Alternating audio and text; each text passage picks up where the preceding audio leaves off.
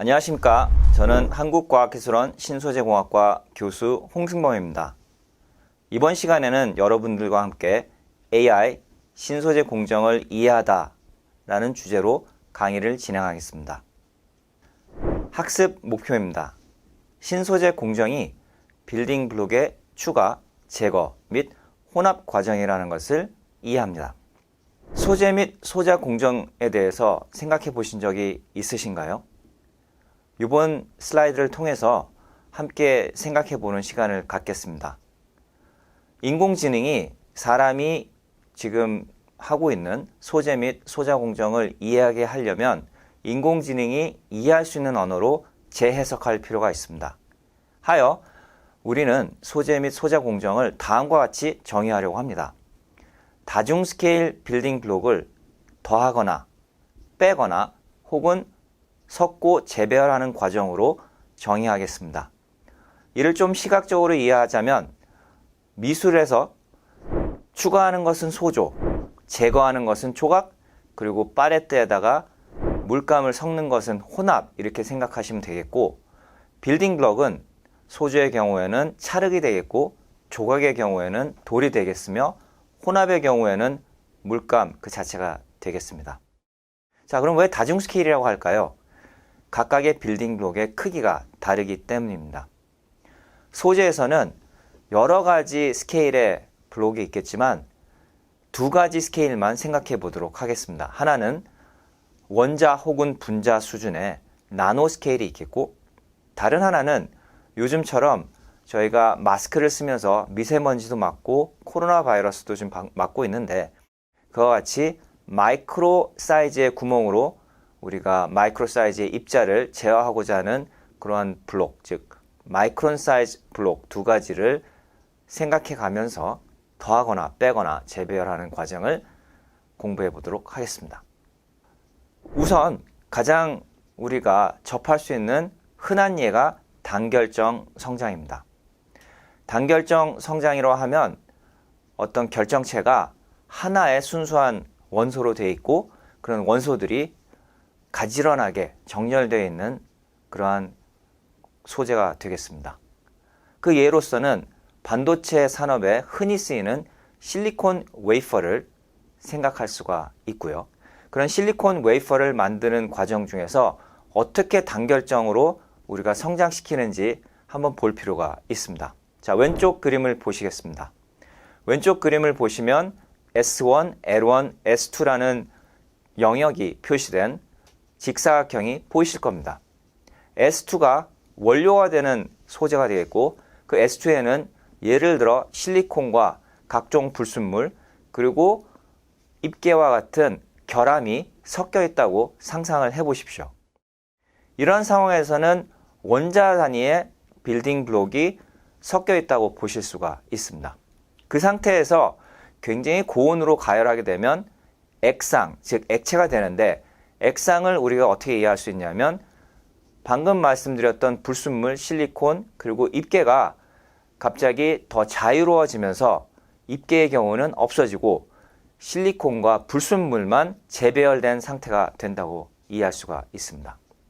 그 상태에서 저온으로 다시 식혀서 S1이라는 고체를 만들게 되면, 그리고 그 상황에서 노란색 시드, 즉 단결정의 씨앗을 갖다가 붙여놓고 있으면 실리콘이라는 원자는 그 시드의 기계적 에너지 때문에 일방향으로 배열하게 되고, 불순물은 그러한 일방향 배열된 고상 때문에 왕따가 돼서 다시 액상으로 돌아가게 되기 때문에 액상은 점점 더 불순물이 많아지고 위에 있는 고상은 순수해지면서 일방향으로 자랄 수 있게 되는 겁니다. 이 또한 빌딩 블록이 재배열되고 추가나 제거가 일어난다는 것을 여러분들이 이해할 수가 있을 겁니다. 이러한 기술은 이미 1950년대부터 개발이 되기 시작했고, 지금까지도 쓰이는 방법으로서 보시는 바와 같이 원기둥 모양의 단결정이 성장이 되면 그것을 톱으로 썰어가지고 웨이퍼를 만들게 되며, 이것을 크게 할수록 경제성이 있기 때문에 항상 반도체 회사에서는 큰 웨이퍼를 들고 환한 미소로 신기술을 발표하는 것을 여러분들이 보실 수가 있을 겁니다. 이와 같이 일반적인 언어로 단결정 성장을 우리가 이해를 하면 이것을 응용할 수가 있습니다.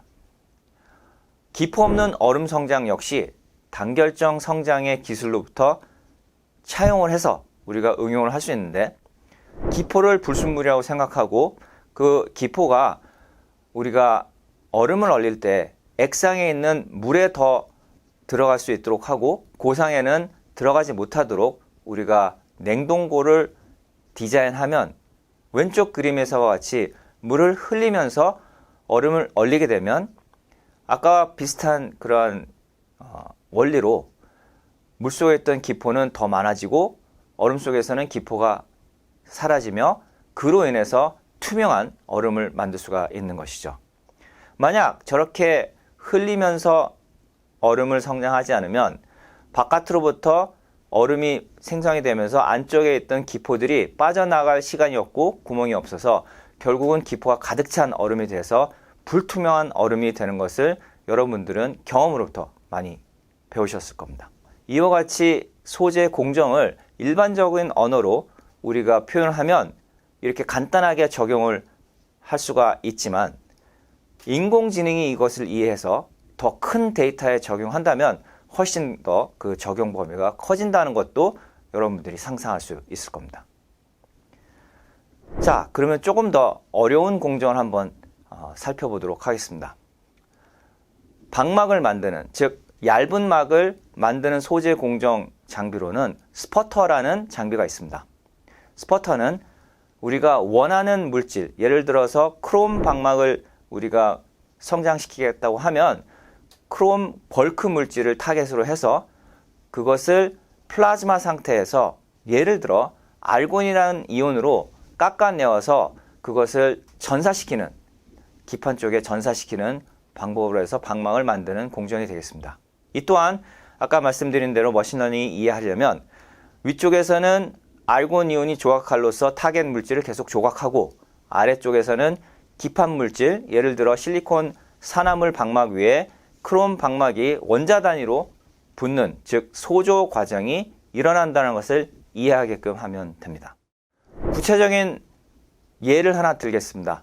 본 논문은 제가 석사 때 출판한 논문으로서 스퍼터 장비의 모습이 왼쪽에 보여 있고 타겟이 위에 붙어 있으며 그 타겟에 우리가 플라즈마 상태로 조각을 하게 되면 그 아래에 어떤 형태로 방막이 자라나게 되는지를 시뮬레이션한 논문이 되겠습니다. 관심이 있으신 분들은 이 논문을 찾아서 한번 읽어보시는 것을 권유해 드립니다. 또 하나의 공정을 소개해 드리겠습니다. 최근에 반도체, 특히 메모리 쪽에서 많이 쓰이는 장비가 되는데 ALD가 되겠습니다. ALD는 아토믹 레이어 데포지션으로 원자층 방막 증착기라고 직역할 수 있겠습니다. 그림에서 보실 수 있듯이 소스 물질, 즉 전구체를 원자층 단위로 기판에 붙이고 잉여 소스 물질을 가스로 닦아내는 일을 반복함으로써 원자 단위의 두께로 방막을 제어하면서 성장하는 기술이 되겠고, 점점 더 저장 밀도가, 즉 정보 저장 밀도가 높아지는 그러한 첨단 반도체 기술에서는 없어서는 안 되는 그러한 공정 장비가 되겠습니다. 그래서 보시면 왼쪽에서 전구체가 들어올 때는 소조 과정이 되고, 퍼징이 할 때는 조각이 되고, 다시 반응을 시킬 때 소조가 되고, 또 퍼징하면 조각이 되는 것이 반복되는 것을 그림을 통해서 알 수가 있고, 여기서 역시 빌딩 블록은 원자 혹은 분자가 되겠습니다. 조금 더 구체적인 예를 보면 저희 실험실과 공동으로 같이 작업을 했던 최양규 교수님 논문을 예를 들 수가 있겠습니다. 보시는 바와 같이 파란색 박스 친 곳이 강유 전체 막을 ALD를 통해서 8.5나노 두께로 기르는 그런 공정이 포함되어 있음을 볼 수가 있습니다.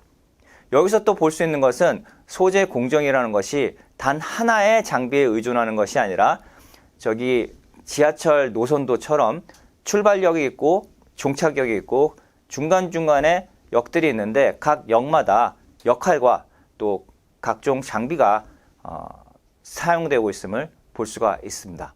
이를 잘 생각해 보면 어떤 소재의 구조를 우리가 만들기 위해서는 다양한 공정이 필요한데 그 공정은 각각의 역할이 있고 그 역할은 순서에 굉장히 민감하며 따라서 최적의 조합과 최적의 순서를 찾는 것이 중요하다는 것도 이러한 논문을 통해서 여러분들이 이해하실 수 있을 겁니다. 자, 그럼 여기서 퀴즈를 한번 함께 풀어보도록 하겠습니다. 첫 번째, 신소재 공정을 구성하는 요소가 아닌 것은 어떤 것일까요? 1번, 빌딩 블록 추가. 2번, 빌딩 블록 제거. 3번, 빌딩 블록 혼합. 4번, 빌딩 블록 정의. 네, 맞습니다. 바로 빌딩 블록 정의가 구성 요소가 아니죠. 2번, OX 문제입니다. 단결정 성장 기술로부터 기포 없는 얼음 성장 기술을 유추할 수 있다. 네, 맞습니다. 말씀드린 것처럼 각 빌딩 블록의 혼합 그리고 추가 제거 과정을 단순화시켜서 기포를 불순물로 생각하면 단결정에서 우리가 배웠던 그런 공정을 그대로 적용해서 기포 없는 성장을 유추할 수 있습니다. 지금까지 경청해 주신 여러분께 감사의 말씀을 드립니다. 수고하셨습니다. 감사합니다.